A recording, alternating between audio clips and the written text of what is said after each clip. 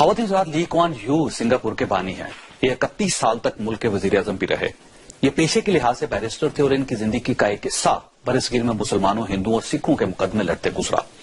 لی کوان یو کا برصغیر کے مسلمانوں کے بارے میں ایک بڑا ہی دلچسپ تجزیہ ہے. ان کا کہنا ہے کہ میں جب لا کی پریکٹس کرتا تھا تو میرے پاس ہندو کلائنٹس بھی آتے تھے اور مسلمان بھی. میں ان کے کیس کی اسٹڈی کر کے انہیں بتا دیتا تھا کہ آپ کے کیس میں جان ہے، آپ کیس فائل کر دیں، یا پھر آپ کا مقدمہ کمزور ہے، آپ یہ کیس ہار جائیں گے، آپ یہ مقدمہ دائر نہ کریں. میری دوسری آبزرویشن پر عموماً ہندوؤں کا رویہ مصالحانہ ہوتا تھا. یہ کہتے تھے آپ دوسری پارٹی سے ہماری صلح کروا دیں. میں دونوں پارٹیوں کو آمنے سامنے بٹھاتا تھا اور یہ لوگ بات چیت سے مسئلہ حل کر لیتے تھے. لیکن مسلمانوں کے بارے میں میرا تجربہ بالکل مختلف تھا. میں جب انہیں یہ بتاتا تھا کہ آپ کا کیس کمزور ہے، آپ یہ مقدمہ ہار جائیں گے، تو یہ فوراً کہتے تھے اللہ مالک ہے، آپ بس کیس دائر کریں، میں مقدمہ لڑوں گا. میں فوت ہو گیا تو میرا بیٹا کیس لڑے گا، اور اگر وہ بھی فوت ہو گیا تو اس کا بیٹا کیس لڑے گا. ہم اس کیس میں نسلیں لگا دیں گے، مر جائیں گے، گھاس کھا لیں گے، لیکن پیچھے نہیں ہٹیں گے. اس کے بعد لی کوان یو نے آبزرویشن دی کہ جو قوم اپنی اگلی نسل کو تنازع اور مسائل دے کر جائے وہ خاک ترقی کرے گی. ہم خواتین حضرات لی کوان یو کی بات سے اختلاف کر سکتے ہیں، لیکن ہم اسے مکمل طور پر مسترد نہیں کر سکتے، کیونکہ بحثیت قوم اور بحثیت فرد ہمارا یہی رویہ ہے.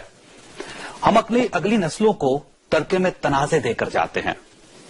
مثلا مسئلہ کشمیر ہی کو لے لیجئے. ہم 65 برسوں سے یہ مسئلہ حل نہیں کر سکے. ملک کے ہر حکمران نے کشمیر پر اپنا فارمولہ وضع کیا. کشمیر پر ایوب خان کا فارمولہ بھی تھا، یحییٰ خان بھٹو اور جنرل ضیاء الحق کا فارمولہ بھی تھا، اور بے نظیر بھٹو، میاں نواز شریف اور جنرل مشرف کا کشمیر فارمولہ بھی تھا. لیکن کشمیر کا مسئلہ آج بھی قائم ہے. کشمیر ہماری شارگ ہے اور جان دے کر رہیں گے اور کشمیر لے کر رہیں گے وغیرہ وغیرہ. یہ سنتے سنتے ہماری 3 نسلیں جوان ہو چکی ہیں، لیکن مسئلہ حل نہیں ہوا.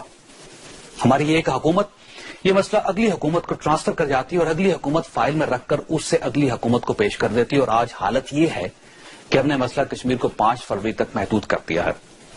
ہم ہر سال 5 فروری کو چھٹی کرتے ہیں، تقریریں جھاڑتے ہیں اور گھر جا کر سو جاتے ہیں، اور یہ ہے ہماری کشمیر پالیسی.